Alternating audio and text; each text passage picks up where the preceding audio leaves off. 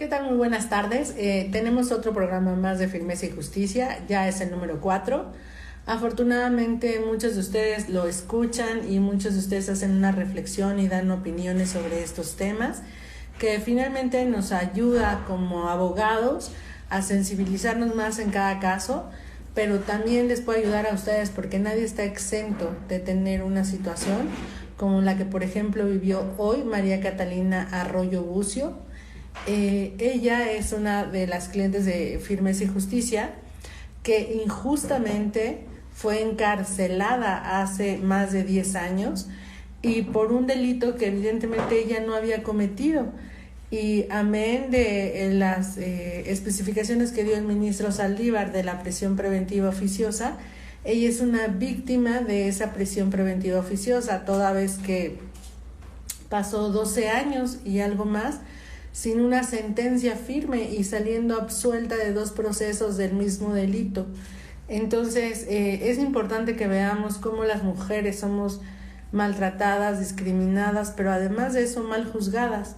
Y mal juzgadas porque precisamente de pronto el ser mamá de, esposa de, hija de, hermana de, amiga de, nos lleva a la cárcel sin que los jueces, juezas juzguen con perspectiva de género, y a pesar de que hay un protocolo para juzgar con perspectiva de género, aún así todavía se hacen de la vista gorda y dan unas sentencias increíbles a mujeres que a legua se ve que no tuvieron nada que ver en el delito que se les imputa, o si tuvieron que ver fue de manera circunstancial y justamente por ser parte de una familia o de una amistad o etcétera, pero sin que todavía se les juzgue con perspectiva de género. Y bueno, a mí sí me gustaría saludar un poquito a María Catalina Arroyo Bucio. ¿Cómo estás, Maricata?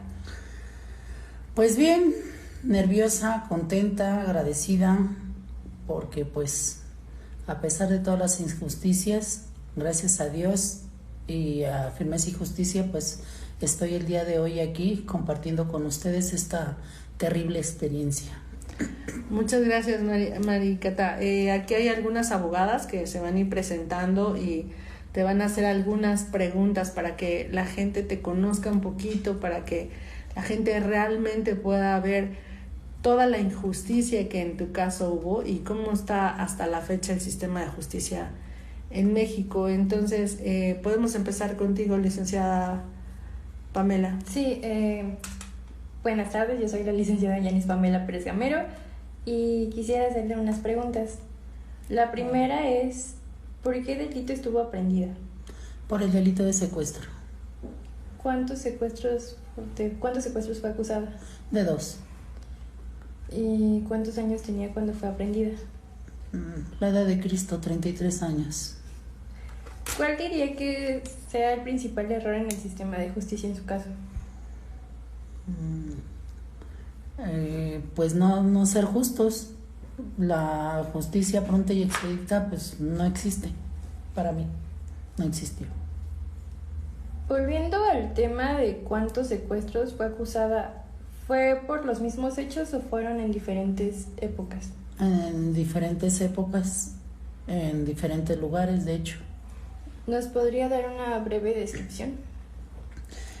Primero me acusaron en el Distrito Federal, aquí en la Ciudad de México, y posterior me trasladaron al Estado de México.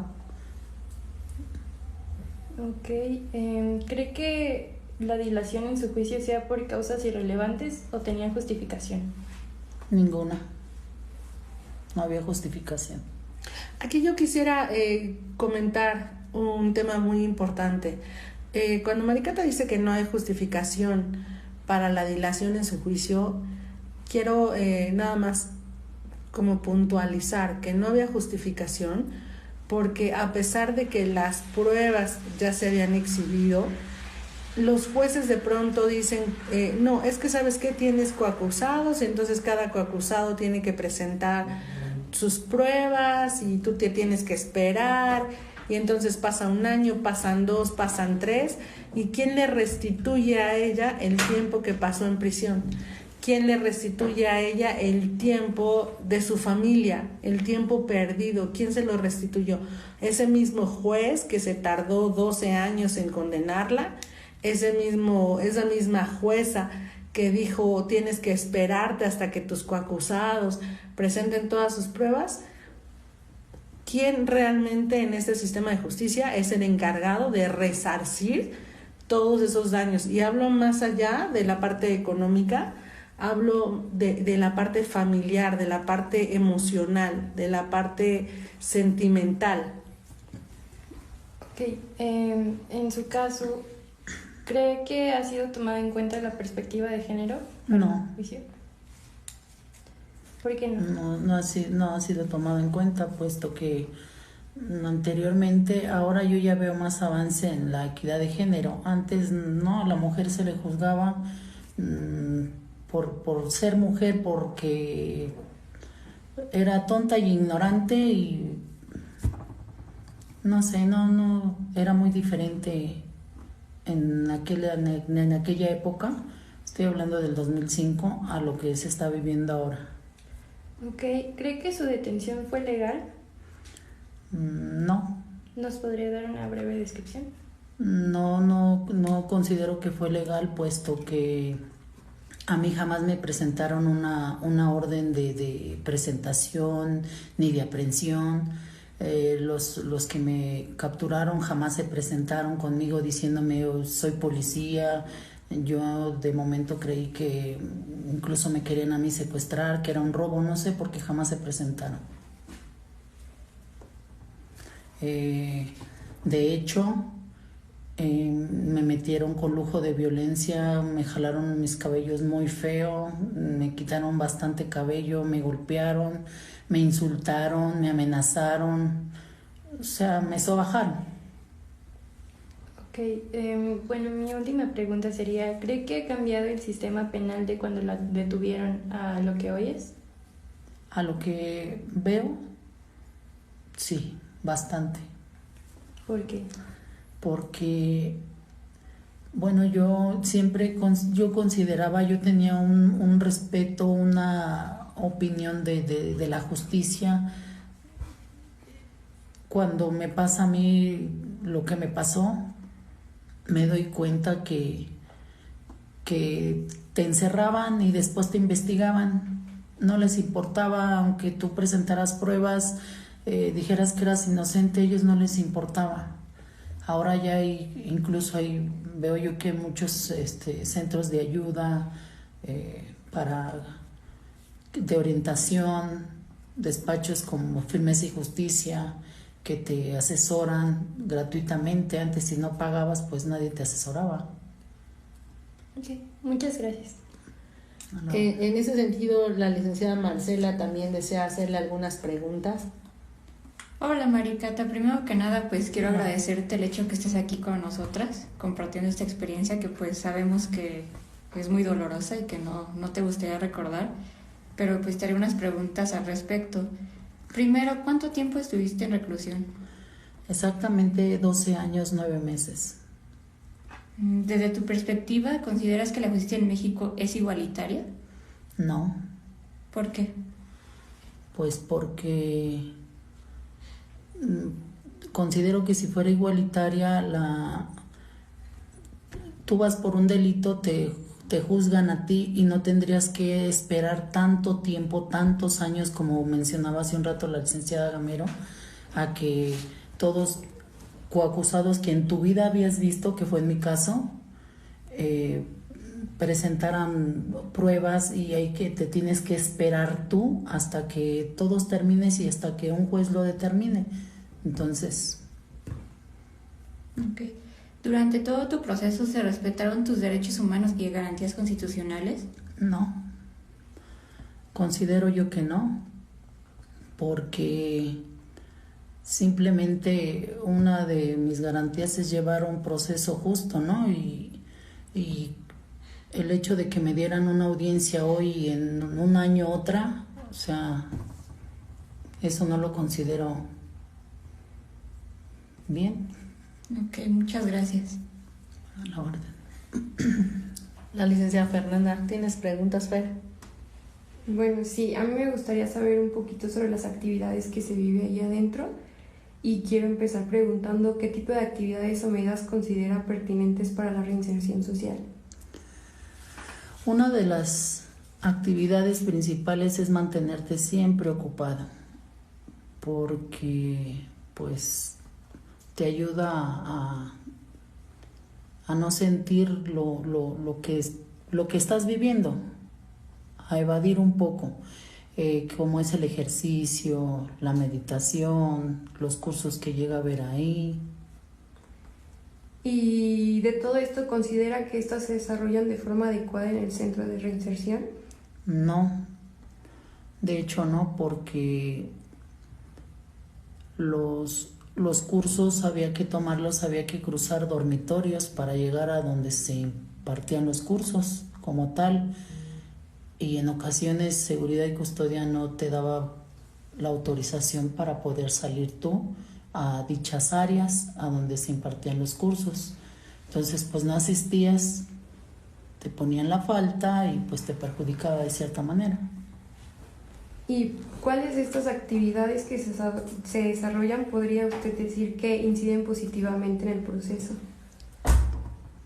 Lo vuelvo a repetir, mantenerte ocupado, como el ejercicio, los cursos, la escuela. Okay. ¿Y algún tipo de situación que dificulte el acceso a los internos a estas participaciones? Pues el hecho de que si se surgía algún problema en el dormitorio, no podías tú salir a los cursos, y pues obviamente te afectaba, porque la de 3 faltas incluso te daban de baja. Ok, y después de haber recuperado su libertad, ¿a qué se dedicó? ¿Cuáles fueron sus actividades?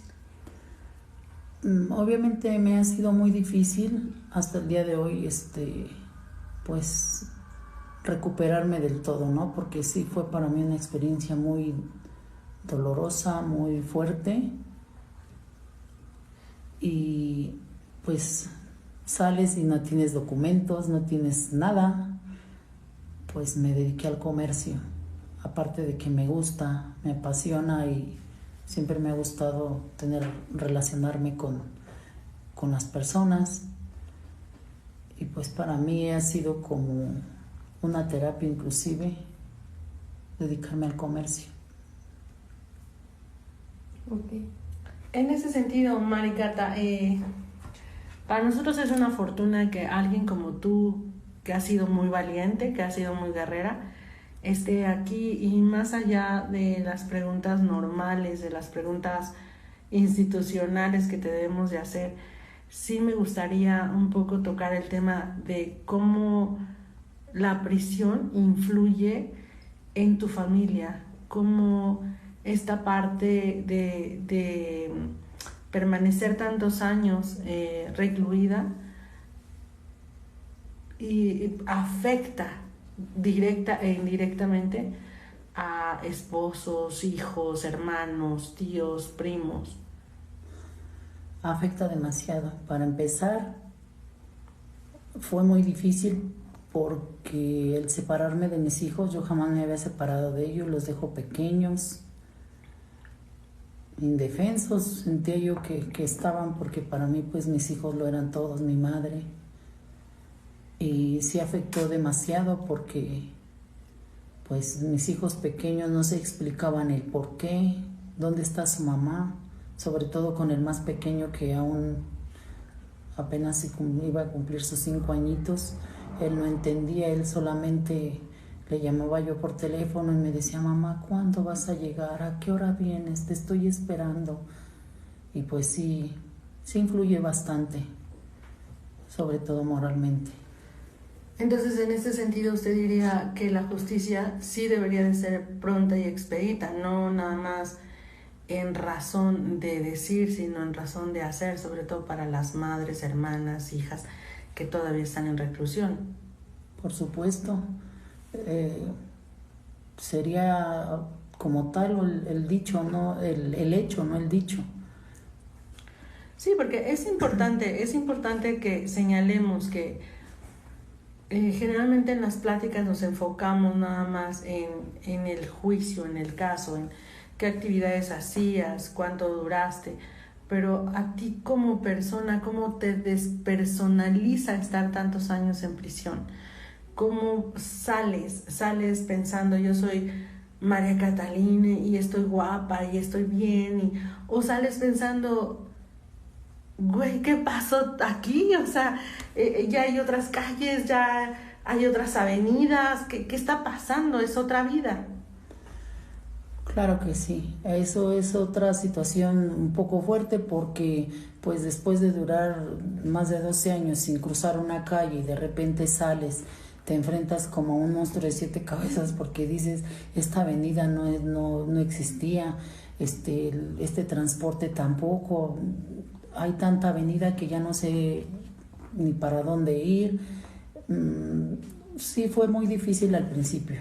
De verdad que sí me costó un poco de trabajo. No del todo, todavía me recupero porque yo creo que una situación así, no sé cuánto tiempo tarde, pero sí ha sido un poco difícil. Maricata, ¿qué hacías antes de tu aprehensión? ¿A qué te dedicabas? En ese tiempo estaba yo me dedicaba al comercio. Como les vuelvo a repetir, yo siempre me ha gustado tener relación con la humanidad, convivir, compartir. En ese tiempo yo recuerdo que andaba promocionando paquetes bíblicos, me iba muy bien, estaba feliz, me sentía realizada. Para pronto me sentía con unas alas grandes y el hecho de que me las hayan cortado, siento que fue un poco difícil. Pero ahora, justamente cuando tocamos ese tema, y perdón que lo traiga a colación, pero ¿por qué te relacionan entonces con estos delitos? ¿Por qué te aprenden? ¿Por qué dicen, es María Catalina, sí, seguro fue ella? ¿Por qué? Porque yo fui esposa de uno que llamaron jefe de la banda, que murió al año, y por la mención de un hermano de él, que al principio pues yo le tenía bastante coraje, ¿no? Porque yo decía, ¿por qué a mí me mencionó? Si pues él sabe de antemano que yo nada tengo que ver.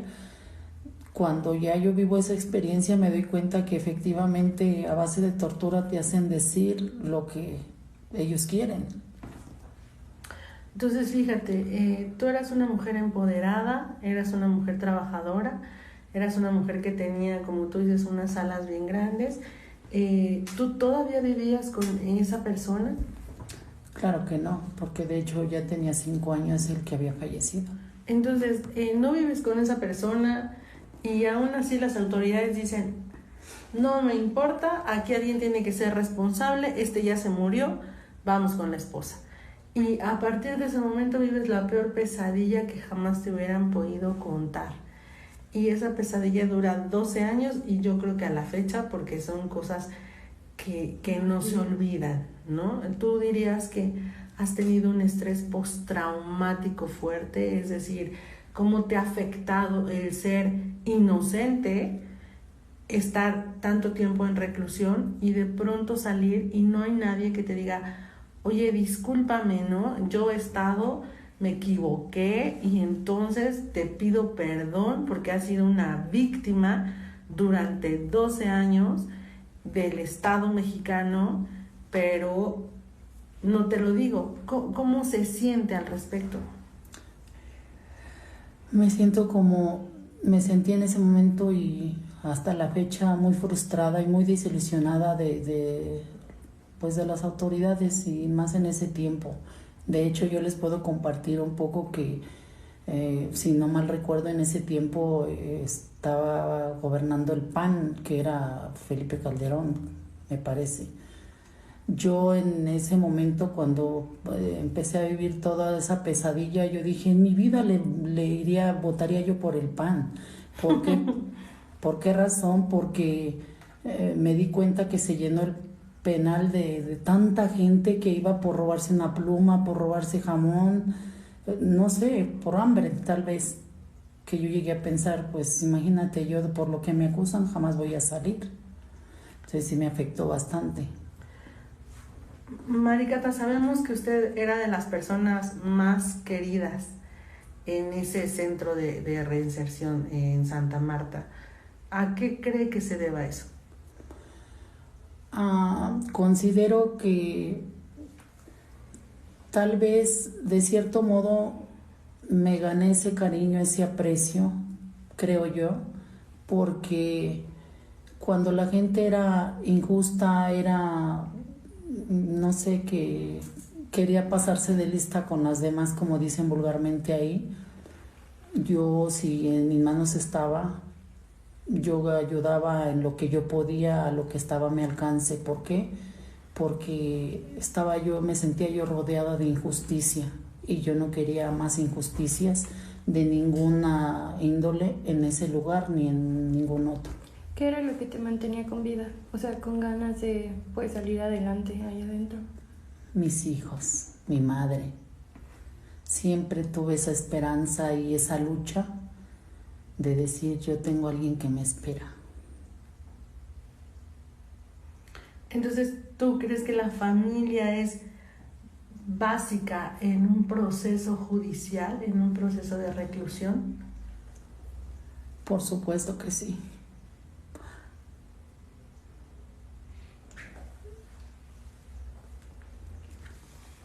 Bastante,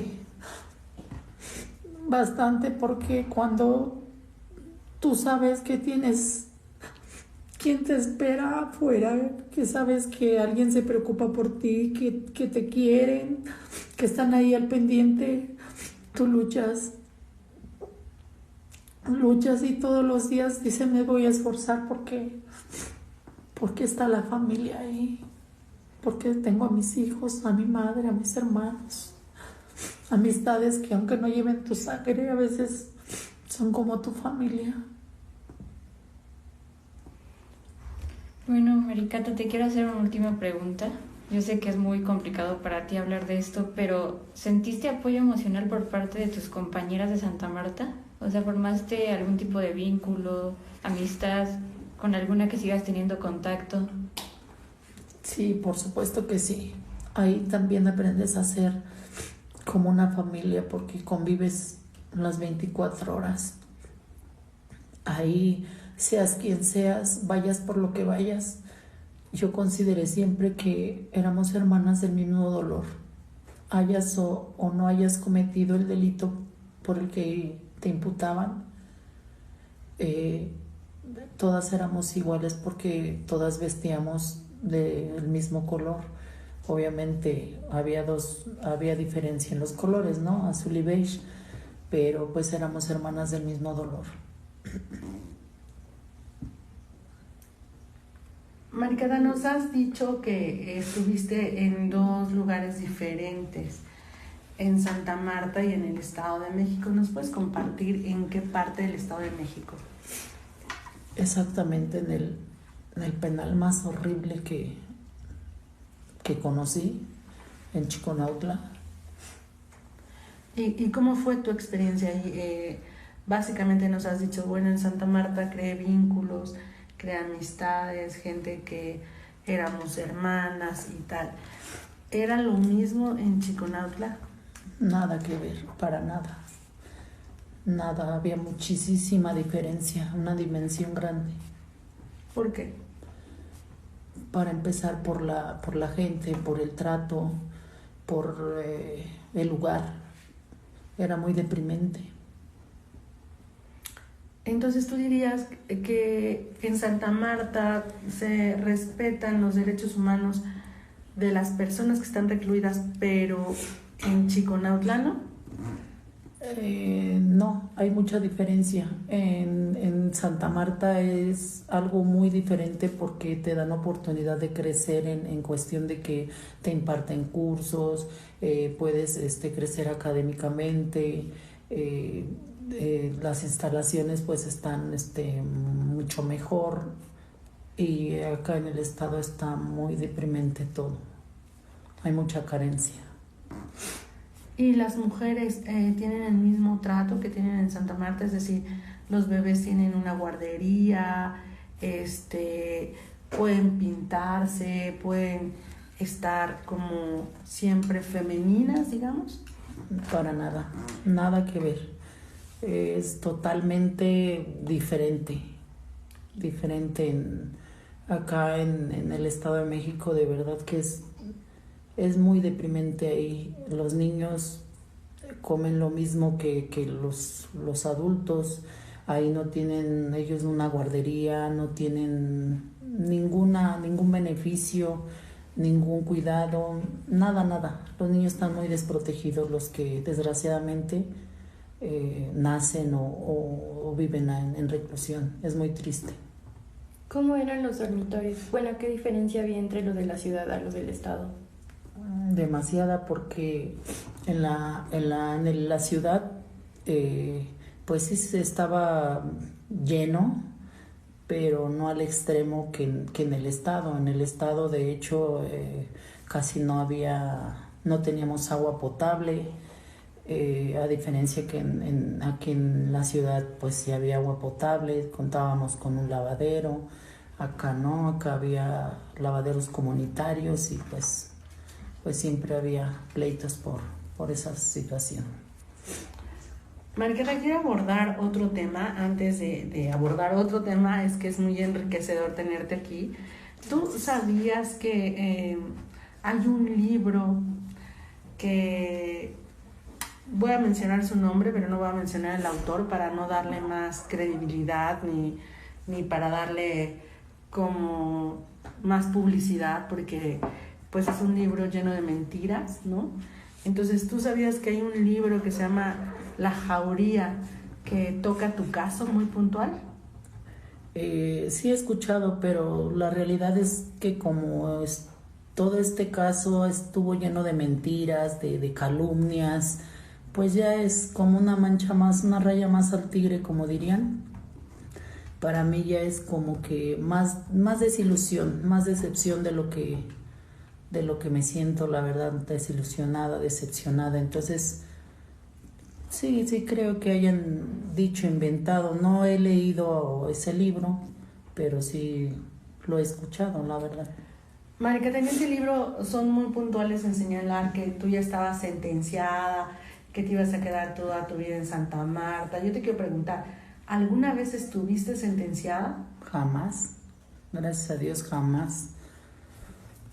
Gracias a Dios y a Firmeza y Justicia, que tomó mi caso, fue que salí absuelta, como lo debí de haber salido desde el principio. De hecho, nunca me esperé de verdad aguantar tanto tiempo, pasar tanto tiempo, tanta injusticia, vaya.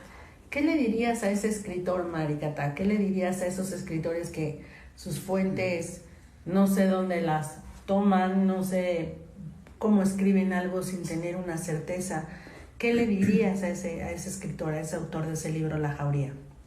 Pues qué pena, de verdad, me da que asienten o afirmen algo que no les consta, porque en realidad si hubiera querido saber algo más de mí, hubiera sacado una visita, una entrevista, no sé, algo. Ellos saben el modo de manejarse para poder obtener la información correcta y no andar inventando o andar plasmando algo que no les consta, porque pues sin saber dañan a la persona. Y a tu familia, ¿no? Obviamente, a la familia la marcan, la señalan, pues qué se imagina, qué se espera uno, ¿verdad? Maricata, y por último, ya para darte las gracias, y de verdad personalmente creo que eres una guerrera, te admiro mucho, te admiro muchísimo. Me parece que todas las mujeres somos guerreras, pero hay de guerreras a guerreras. Hay guerreras que solamente avientan piedras y hay guerreras que agarran arcos, cuchillos, lo que sea para sobrevivir, y tú eres una de esas. Entonces, espero que mucha gente de Santa Marta también te escuche este podcast. ¿Y qué les quieres decir a esas personas de Santa Marta que aún tienen mucho tiempo ahí? Justamente grabamos un programa con Edwina Vanessa Cisneros Dich, que yo creo que la conoces por el tiempo en el que sus casos han sido juzgados, y que ella aún está ahí adentro, ¿no? Ella tiene 14 años en prisión preventiva oficiosa, sin sentencia tampoco. ¿Qué les dirías a ellas, a las que también ya están sentenciadas, pero no ven la luz al final del túnel porque tienen sentencias de 60, 70 años? ¿Qué les dirías tú? Porque al final de cuentas no es lo mismo preguntarle a alguien que ha estado 6 meses en prisión, 1 año en prisión, o incluso a estas divas, ¿no?, que salen en la tele porque estuvieron ahí 1 año, y que es el Bester Gordillo, Rosario Robles, o sea, figuras públicas y que estuvieron años, pero en otra condición diferente. Y la gente de población, como le llaman, la gente donde tú estuviste, donde están las demás internas, no viven esas condiciones, son totalmente diferentes. Entonces, ¿qué les dices a esas personas que aún están ahí? Pues yo les diría, primero que nada, por supuesto que conozco a... En primer lugar, le agradezco, licenciada, de verdad, muchísimas gracias por sus palabras. Yo también la admiro mucho y le agradezco más, porque lo repito, gracias a Dios y a usted y su equipo es que yo puedo estar ahorita sentada aquí compartiéndoles esta experiencia.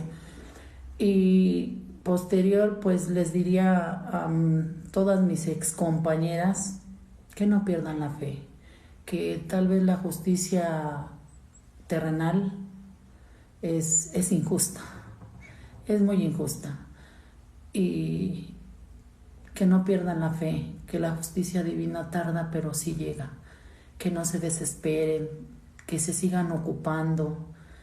De cierto modo les puedo decir que hay muchas, así como Edwina Vanessa, muchas compañeras que de verdad se quedó parte de mí, porque aprendimos a ser compañeras, hermanas, amigas. Y aunque yo jamás volví, yo dije no vuelvo a ese lugar, porque pues sí me afectó, iba a sentir más feo poder visitarlas y venirme sin ellas. Entonces, desde aquí yo les puedo decir, amigas, excompañeras, hermanas, que no se desesperen, que le echen ganas, que confíen, que se acerquen a este equipo de abogados de verdad, que confíen, porque la justicia tarda pero llega, y que así como ustedes se ven ahora dentro de estos lugares, yo me vi un día.